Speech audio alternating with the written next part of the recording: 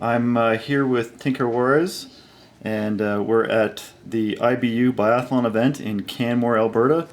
And Tinker's here to promote the 24-hour World Championships taking place here in Canmore in September. And Tinker was here as a training session for 5 lucky people that had a chance to win a training session with Tinker.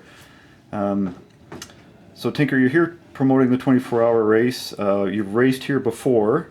What are your thoughts on the race course here and the town of Canmore?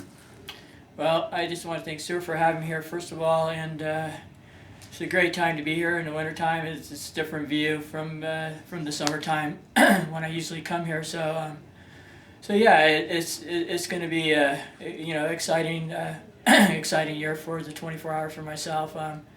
I've taken a little bit of a break from it. Just kind of got a little wanted to change a little bit of my race schedule and try some long distance, not some 24 hours. So this year, my plans were when the Olympics came around for the cross country, I step it back up again and do the 24 hours worlds. And I had a tough experience here the year I came here, but that's racing, and it's one of the reasons why I wanted to come back, because I was having a good part of the race before my eye incidents happened with the mud and stuff like that. But I learned a lot from that.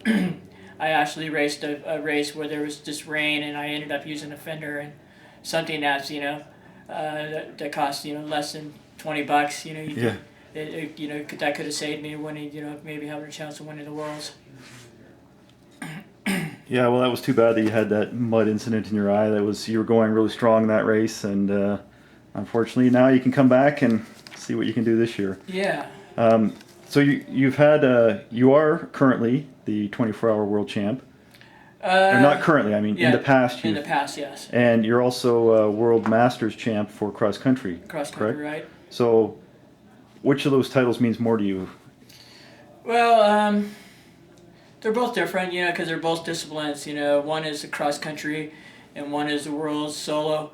The world solo was obvious a lot harder, because you had to ride your bike for 24 hours, where the cross country was just around 2 hours. So but both meant a lot.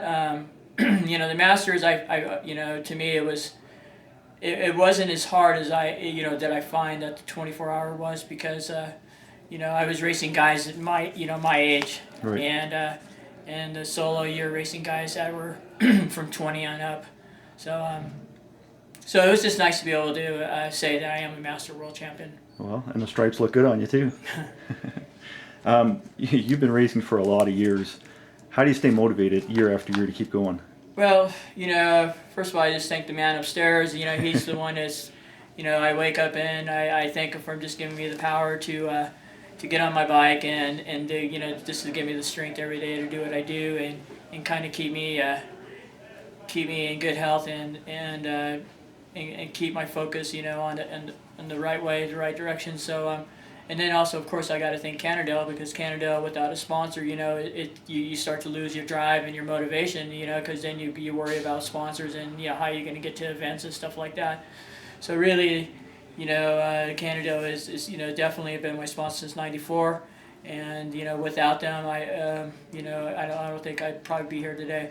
It's really difficult to hold on to sponsors. A lot of riders have seen sponsors, year after year, different sponsors, and but I'm one of the few, maybe one of the only guys that's been with the same team in the sport. So yeah, it's definitely a big key thing is just having a good bike and a good sponsor. So how have you kept that sponsorship going so strong over these years? Just keeping my schedule really hard. Keeping my racing. Picking the right races to go to, picking the right. The right, locations, the places where you race, sponsors that are going to be there, what kind of coverage is going to be there. Sponsors like to see, hear about you, what you've done, and if they read about it in whatever magazines or whatever, websites, they see your name at that pumps them up, and so they definitely like me doing the endurance stuff, and I try to pick the hardest the hardest endurance there is. So and it seems to be working, and so it's really I really don't have the answer why they keep me, but as long as I know I'm doing well and trying to have a good season and giving good results, that's all I could ask for. So You were considering retiring, and you kind of put out to your fan base, should I retire or not? And they came back and said, "Don't retire, don't retire." So yeah, actually, stopping right there for a second. I kind of brought it up. What would they think if I did retire or something like that?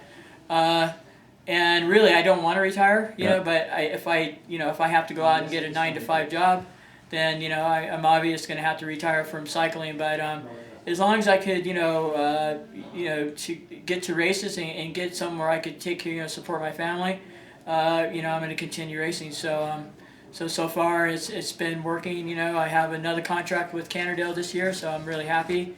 And every year, I never know what's going to happen. So I think even if something didn't come through with Cannondale, I really think that there will be another team out there that might give me another shot and maybe go for, who knows. But, realistically, I want to race at my level, at least till I'm 55. If I can make it to 55, that's going to be my real goal. Wow. And I could say that's kind of like a good point to say, I need to really figure out what I'm going to do after this. Yeah, after racing so long, it'd be tough to decide what to do then, wouldn't it? Yeah, everybody usually asks me, and I really don't have a good answer. I guess my dream would be like maybe having a bike shop, but it's kind of been that. But once if I did a bike shop, then I'm gonna have to be be really involved with it, and I think it's gonna take away my focus in training and racing and stuff like that. You'd mentioned your commitment to the sponsorship, and you're doing distance events. What are your big goals for this year in terms of races that you're going to hit? You got the 24-hour race here over the World Championships. Are there any other ones that kind of come to mind? Yeah, I'll also be focused on doing the same month. I'll be doing the 24-hour nationals, and I'm not really sure if anybody has really set the record by winning the national and the worlds at the same time, the same year at least. And I know Chris Ito's won the worlds many times, and I know Josh Desato in the last few years has won the nationals, but he's not won both worlds and the nationals at the same year. So it's going to be one of my big goals. So between now and before before September comes around, I just got a lot of endurance races that are going to be happening. From 50 milers to 100 milers and 12-hour racing. Yeah. I don't see myself doing any 24 hours between now and then. I just think that with the preparation that I have with my schedules, staying busy like 2 or 3 races a month till September, it should be plenty for me. And that'll be your prep. Those longer races will be your prep. Yeah, that and just with my training at home. I think that'll just keep me hungry to be ready for September. And then when September comes around, I won't do any races in September except those 2 races. So when you're doing a 24-hour race, what do you do for eating, sleeping, that kind of stuff? Are you? We with my wife and with my I definitely have my wife there, a mechanic there, and maybe one other crew guy will be helping. We'll figure out what we can find at the store. We definitely are going to look for some, food with protein, some solid foods. Energy bars and gels and stuff like that will be, obviously I'll have that with me. But I think there's going to be a lot of things of maybe thinking about some maybe pasta maybe at night. Yeah. And everything is just going to be like a few bites here and there, just as long as I'm putting in calories. Because the problem is or the secret is just keeping high calories, just eating all the time. Because the last thing you want to do is, run, bonk and run out of, energy. So as long as I'm trying to keep my calories up, and as long as I'm eating and grabbing things, that are, that should, keep me going, that's going to be the main focus. And, and obvious drinking a lot.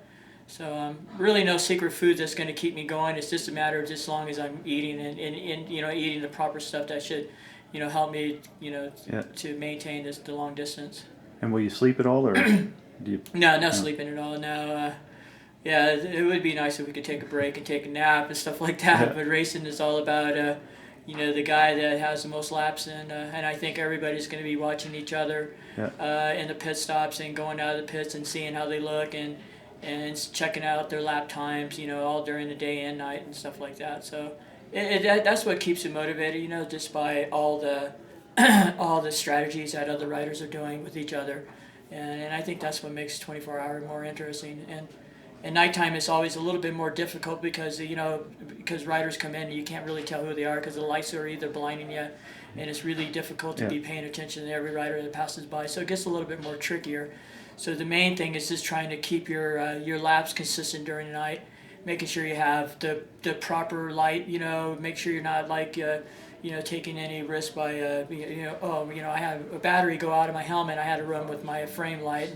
So all those could just lose time like that and stuff like in racing.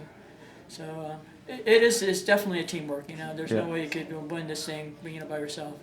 So who would you consider your main competition, and who's the guys you're going to be watching? Well, it's early to really say. There's a lot of people that could just be riding really good by September. Yeah. I think a lot of people are usually at their fittest by then. They got a good base of miles between now and then. Right now it's kind of hard to judge by anybody. It's always you got to start following your competition. Depending where they live and where they're at, and see what they're up to, and see what type of races they're doing, and see how they're doing as far as their results and stuff like that. So it's just a matter of who shows up that day. You never know who's going to show up, and I'm sure that everybody that's going to go there is going to be ready and wanting to win the race. So it's going to be a good battle this year. There's a lot of Australian guys that are really fast, and I'm not really even I'll worry about American riders, but I'm also worried about the Australian riders too, because 24 hours is definitely it seems to have picked up a lot bigger there in the last few years, and we kind of slowed down in the 24-hour the interest in it. So it's nice to see that it is still popular in other places in the world. So I would say that Australian riders are going to be one of the key guys. Great. Well, awesome. Well, we look forward to seeing you in September when you're back here racing. Thank you. Hopefully you have a good season and get prepped for it. And best of luck. All right. Thanks a lot. All right. Thanks.